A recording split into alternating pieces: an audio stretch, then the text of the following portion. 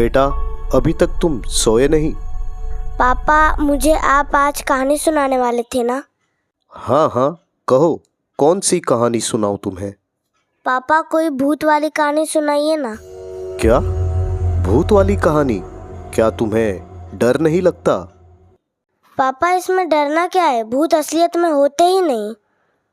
अच्छा तो ठीक है, आज मैं तुम्हें एक भूत की कहानी सुनाता हूँ।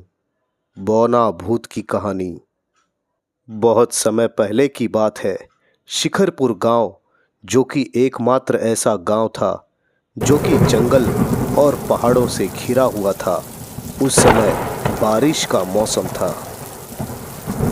बारिश की वजह से सारे गांव के लोग अपने अपने घरों में थे, पर उस समय एक घर में काफ़ी हलचल थी। वह हलचल किसी और की नहीं बल्कि गांव के मुखिया के घर में हो रही थी। मुखिया जी छाता पकड़े अपने घर के बाहर खड़े थे और मुखिया जी के घर के अंदर गांव की कुछ महिलाएं थीं। मुखिया जी थोड़े घबराए और थोड़े खुश भी थे, क्योंकि बात खुशी की ही थी। मुखिया जी की पत्नी आज अपने बच्चे को जन्म देने वाली थी। कुछ ही समय बाद मुखिया जी के कानों में बच्चे की रोने की आवाज़ गूंज पड़ी। मुखिया जी घर के अंदर जाकर अपने बच्चे को देखने के लिए आतुर थे। थोड़े ही समय में घर का दरवाज़ा खुला और एक बूढ़ी अम्मा घर के बाहर आई। अम्मा, अम्मा क्या है, लड़का या लड़की? शैतान हुआ है शैतान। तेरी पत्नी ने शैतान को जन्म दिया है।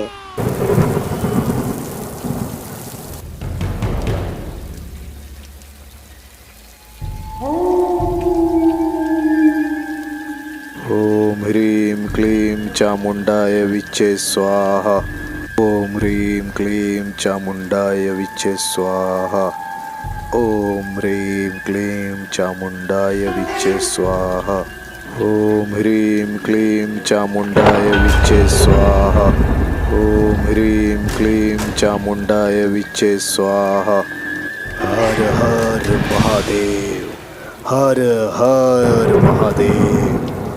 धरती पर फिर एक बार एक शैतान ने जन्म ले लिया।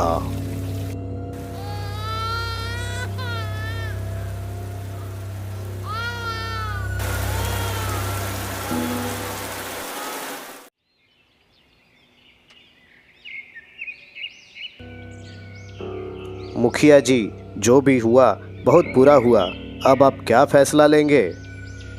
फैसला क्या है? शैतान जैसा दिखता है, ले जाकर गाड़ दूंगा जंगल में, और क्या। सही फैसला लिए हो मुखिया जी। पापा, फिर क्या हुआ? उस दिन दोपहर में ही गांव के कुछ लोग मुखिया जी के साथ मिलकर उस बच्चे को जंगल में गाड़ दिए। तो क्या वो बच्चा मर गया? शैतान था वो, शैतान। ऐसे कैसे मरता? जमीन चीर कर बाहर निकल आया वो।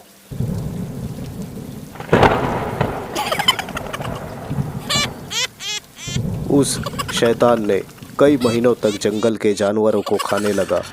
उस शैतान की हाइट काफ़ी कम थी। अब वह शैतान गांव के सीमा रेखा तक पहुंचने लगा। कई पालतू पशुओं को अपना आहार बनाया, जिससे कि गांव वालों में काफ़ी डर का माहौल बन चुका था। मुखिया जी, वो जो कोई भी है, हम उसे छोड़ेंगे नहीं। हमारे कई पशुओं को मार दिया है उसने। हाँ, हम उसे छोड़ेंगे नहीं। मुझे तो लगता है कि किसी आदमखोर बाघ का काम है। सही कहा, बिल्कुल सही कहा आपने मुखिया जी। बाघ ही होगा। डरो नहीं, हम वन विभाग से बात करते हैं।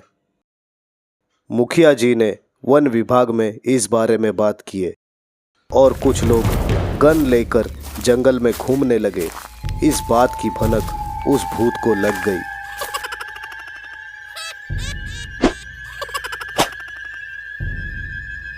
वन विभाग वाले जंगल में अब भी उस चीज की तलाश कर रहे थे। रात भी हो चुकी थी।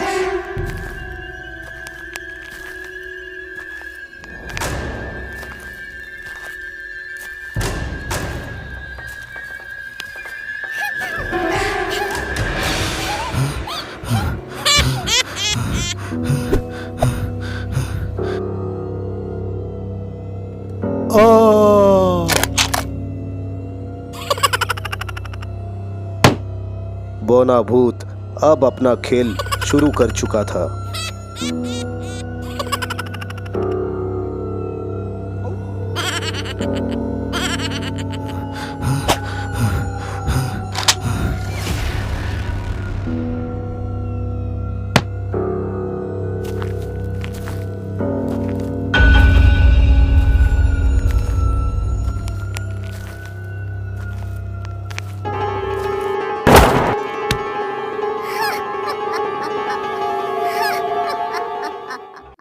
एक एक कर उसने सारे वन विभाग के ऑफिसर को मार दिया।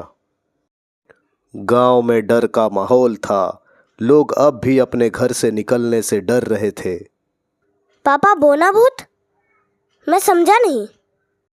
चिंटू बेटा, यह वही शैतान है, पर इसकी हाइट कम थी, इसलिए लोग इसे बोना भूत के नाम से जानते थे। परंतु भूत को खुद में एक नया चमत्कार दिखा, और चमत्कार यह था कि रूप बदलने का चमत्कार।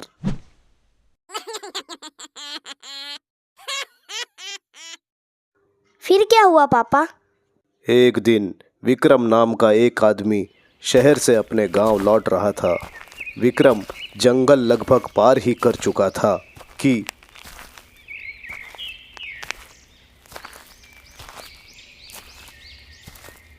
चाचा, ओ चाचा। हाँ, इस जंगल में कौन आवाज लगा रहा है?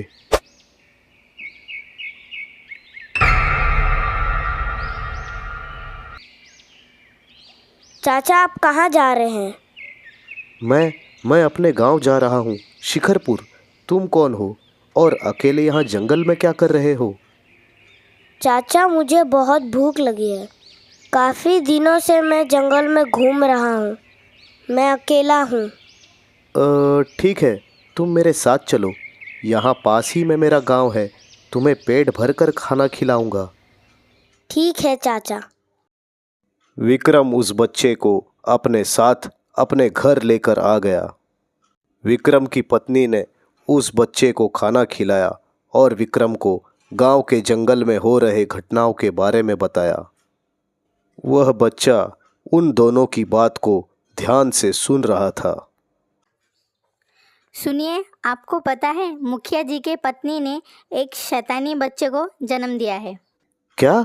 शैतानी बच्चा? हाँ, शैतानी बच्चा। दूसरे दिन ही मुखिया जी ने जंगल में उस बच्चे को गाड़ दिया। यह तो काफ़ी डरावनी घटना है। चलो, काफ़ी रात हो चुकी है, हम लोग सो जाते हैं। कल सुबह मैं मुखिया जी से मिलता हूँ जाकर। सुबह विक्रम मुखिया जी से मिलने के लिए चले जाता है, पर मुखिया जी के घर के बाहर काफ़ी भीड़ लगी होती है।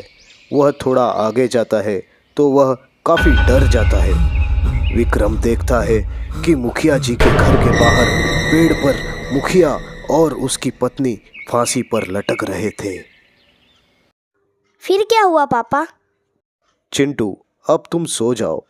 बेटे, आगे की कहानी मैं तुम्हें कल सुनाऊंगा।